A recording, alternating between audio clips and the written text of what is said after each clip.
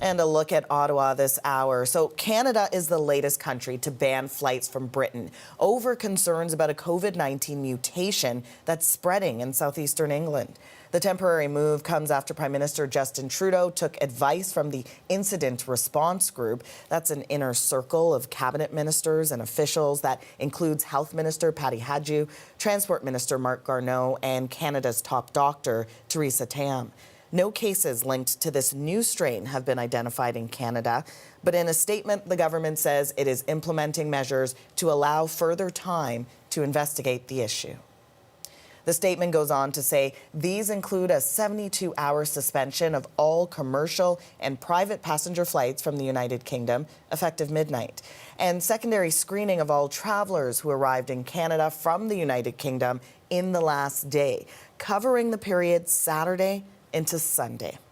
We're watching for further possible international action this morning. The European Council, representing the EU's 27 nations, are meeting in Brussels right now as the list of countries issuing their own travel bans on Britain grows. Dominic Velitis is in Bristol, England, tracking all the developments for us. So Dominic, you know, the UK, it's effectively isolated from the rest of the world right now because of this new strain. What is the latest?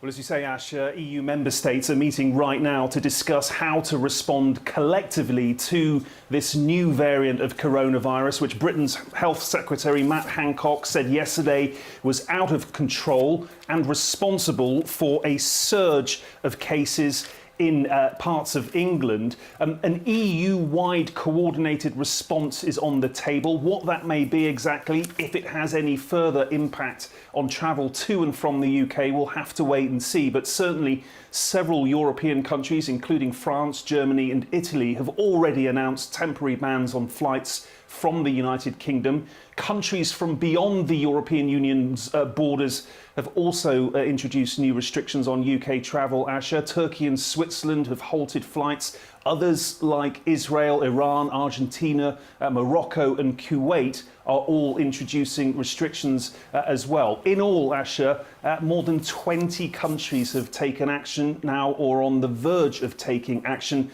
a measure, I think, of the alarm that is growing about this new strain of coronavirus. Asha. You mentioned alarm, but there's also a particular concern in Britain over the French stance on this issue. The government in Paris has gone one step further, right? Yeah, that's right, it has. It's suspended all travel links to the UK, including freight trucks, for a period of 48 hours. Now, the port of Dover, which is on Britain's south coast and sees about 10,000 trucks pass through every single day, is now closed to outbound traffic. Although freight coming in from France will be allowed, there are fears that drivers just won't make that trip in case they get stuck here in the United Kingdom. They have been advised to find other routes back into the continent, but that will be financially unviable for many. The authorities, Asha, are warning of serious traffic disruption in and around the port in the coming hours and days. Retailers, meanwhile, say we could see potential shortages of fresh foods as a result of this suspension.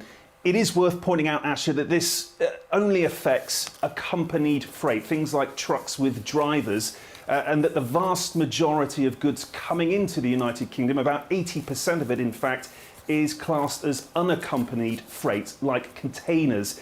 That said, the government is worried, especially if the French decide to extend the extension beyond the initial 48-hour period. Later today, Boris Johnson, Britain's Prime Minister, will chair an emergency COBRA meeting at Downing Street to discuss the situation further. Asha. Okay, we'll check in with you again soon. Thanks, Dominic.